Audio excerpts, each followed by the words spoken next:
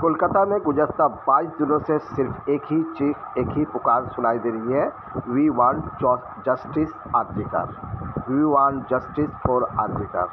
दरअसल जो हादसा एक लेडी डॉक्टर के साथ आरजीकर में पेश आया है वो इंतहाई घिनौनी और अंदरनाक हादसा है। इस हादसे की जितनी भी मजम्मत की जाए वो कम है। ये एक इंसानियत सूझ वाक़या है। इंसान इतना गिर चुका है कि वो ये फ़र्क नहीं महसूस कर सक रहा है कि वो क्या कर रहा है। दरअसल जो गलत काम उस लड़की के साथ हुआ है ये कोई इंसान नहीं बल्कि एक मुर्दे ने किया है। आज खिदिरपुर के वाटगंज में कवि तीर्थसरानी रोड रफ़ी अहमद गार्डन के पास एक प्रोग्राम का इनेकाद किया गया था। एहतजाजी प्रोग्राम था ये, जहां कलकत्ता और इतराफ़ के तमाम आर्टिस्टों ने आकर अपना मजम्मत दर्ज कराया और उन्होंने कहा कि अगर इंसाफ जल्द से जल्द ना मिले तो हम सब इससे बढ़ चढ़ कर मजम्मत और एहतजाज दर्ज करेंगे। कोलकाता का ये वाक़या वाकई बहुत ही शर्मनाक है। इन दिनों कोलकाता एक बैनुल-अक़वामी खबर बन चुका है ये, और इससे कोलकाता के भी जो सेफेस्ट सिटी का हम दावा कर रहे थे कहीं ना कहीं एक दाग लगता हुआ नज़र आ रहा। वाकई क्या कलकत्ता एक सेफेस्ट सिटी है उन औरतों के लिए जो वर्क प्लेस पर काम करती है, जो घर के बाहर रहती है या घर में रहती है? क्या इनकी हिफाजत है, सिक्योरिटी है इनका? इस सिलसिले में शकील अंसारी, साबिर खान जो मशहूर एंकर है, कॉमेडियन है, उन्होंने इस प्रोग्राम का इनेकाद किया और इस प्रोग्राम को तकमील तक पहुंचाया। उस बच्ची को श्रद्धांजलि देने के लिए इन लोगों ने मोमबत्ती जलाकर उसे खराज अक़ीदत भी पेश किया। इस मौके पर शकील अंसारी, साबिर खान, मुन्ना भाई, तारिक भाई और दीगर आर्टिस्ट जिसमें जावेद भाई भी थे, उन लोगों ने अपनी अपनी बातें इस तरह से रखी कि दिल महसूस कर रह गया। वाकई में ये एक हादसा जो है वो काफ़ी दिनों तक दिलों में रह जाएगी। अगर इंसाफ जल्द से जल्द ना किया गया तो इस तरह के हादसे को रोकना बेहद मुश्किल है। आइए हम सुनते हैं कि इन आर्टिस्टों ने क्या कुछ कहा। जो भी जुल्म करते हैं उन्हें पॉलिटिकल तरीके से उसे बचाया जाता है। वो देश का कानून हो, देश का संविधान को सख्त रखते हुए, किसी की परवाह नहीं करते हुए आज बेटियों पर जुल्म हो रहा है। बहुत दुखद ये घटना है।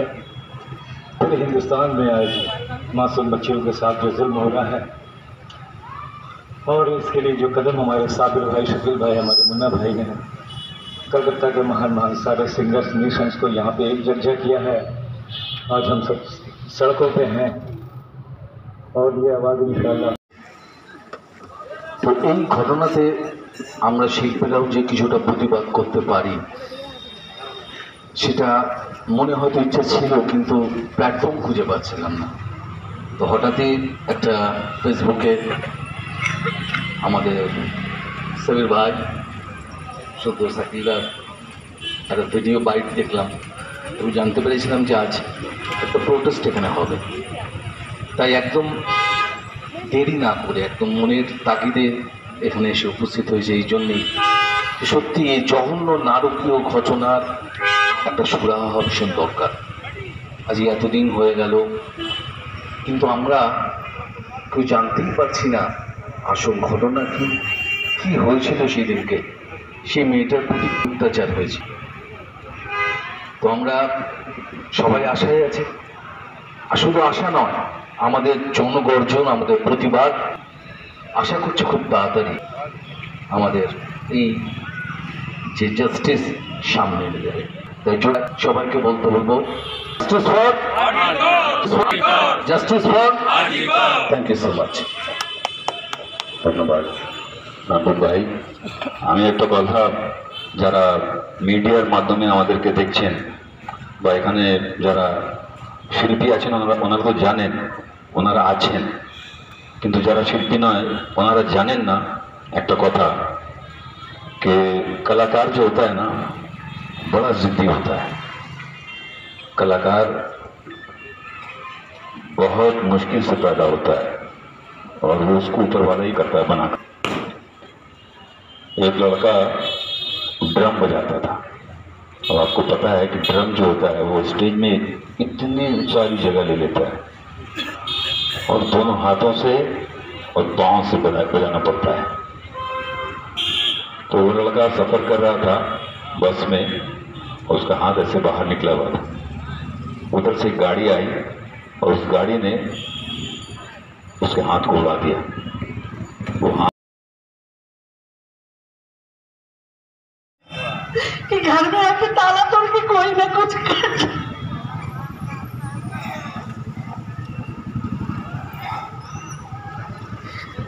আমার হাজবেন্ড বাইরে থাকে, তো আমি এখানে আমার মেয়েকে দেখাশোনা করি।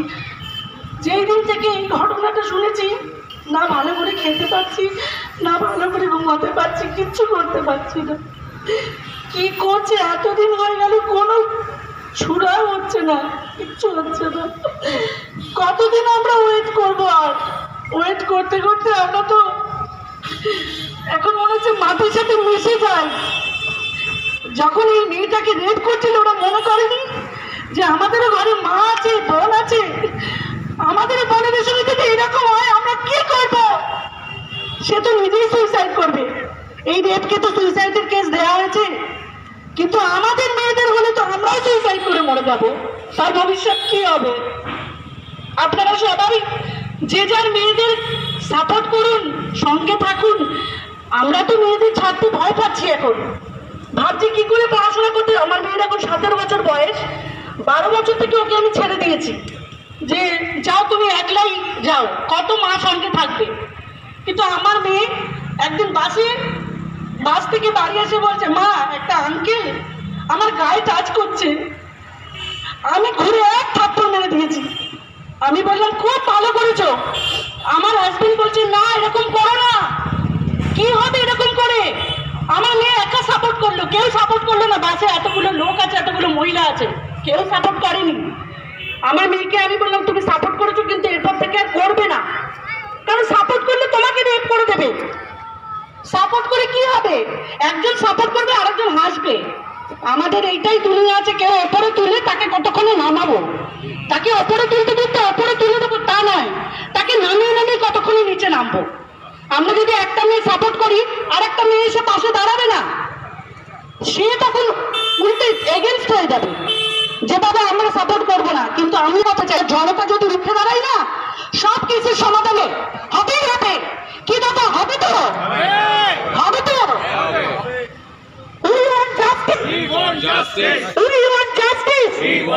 আমি কিন্তু গলত না, একটু জোরে বলি।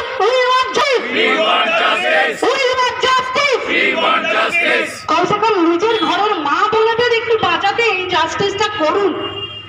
নিজের ঘরের, অন্য কারোর ঘরের আমি বলছি না, কিন্তু মা বোন সবাই একই দুর্গার রূপ। আজ দুর্গা পুজো করতে আমরা দুর্গা মণ্ডপে যাই, লাভ কি? আমাদের ঘরে দুর্গাই তো নাঙ্গা হয়ে যাচ্ছে। আমরা দুর্গা পুজো করতে কি যাবো বলুন তো? কি দুর্গা ঠাকুরকে পুজো করব?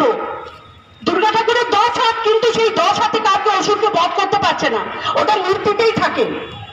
ওটা কিন্তু আমরা সামনে করতে পারছি না, কারণ এই যে হায়নারা যারা মেয়েদের উপর অত্যাচার করছে, তখন তাদের মনে পড়ে না একবারও, মেয়েটার মুখটা একবারও তাদের মনে পড়লো না, তাদের একটুও কষ্ট হলো না। যেই বাবা গিয়ে এই মেয়ে নৃশংস ফটো তুলে বাইরে এনেছে, ভাইরাল করেছে, সেই বাবার অবস্থা চিন্তা করুন তো, কিভাবে বাবা তাকে এইভাবে দেখেছে। বাবা প্রথমবার একবার দেখেছিল যখন মেয়ে নাঙ্গা পয়দা হয়েছিল, তারপরে তাকে ঘর থেকে আরতি তার বেরোতো, কিন্তু বাবার সামনে জীবন্ত মেয়ের আরতি বেরিয়ে গেল। তার নভেম্বর মাসে বিয়ের ঠিক হয়েছিল, কিন্তু তাকে সাজিয়ে এখন শ্মশানে নিয়ে গেল বিয়ের নামে করে। তাই আমাদের খুব ভেবেচিন্তে রাস্তায় চলতে হবে। তবে আমরা কাউকে ভয় পাবো না, আমরা কাউকে ভয় পাবো না। আমরা ভয় পেলে আমাদের আরো চেপে ধরবে সবাই। আমরা ভয় পাবো না, আমরা সবাই প্রতিবাদ করবো, প্রোটেস্ট করবো। কেউ যদি আমাদের কাছে একটা আঙুল ধরে, আমরা 5টা আঙুল তুলবো। আমরা 5টা আঙুল তুলে তাকে থামাবার চেষ্টা করবো। থামো, যতক্ষণ না সে থামবে আমরা থামা বলতেই থাকবো।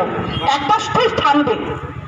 নারী শক্তির কাছে কিন্তু কেউ জিততে পারে না, এই জন্য মা দুর্গা। আর কিছু বলার নেই, শুধু একটা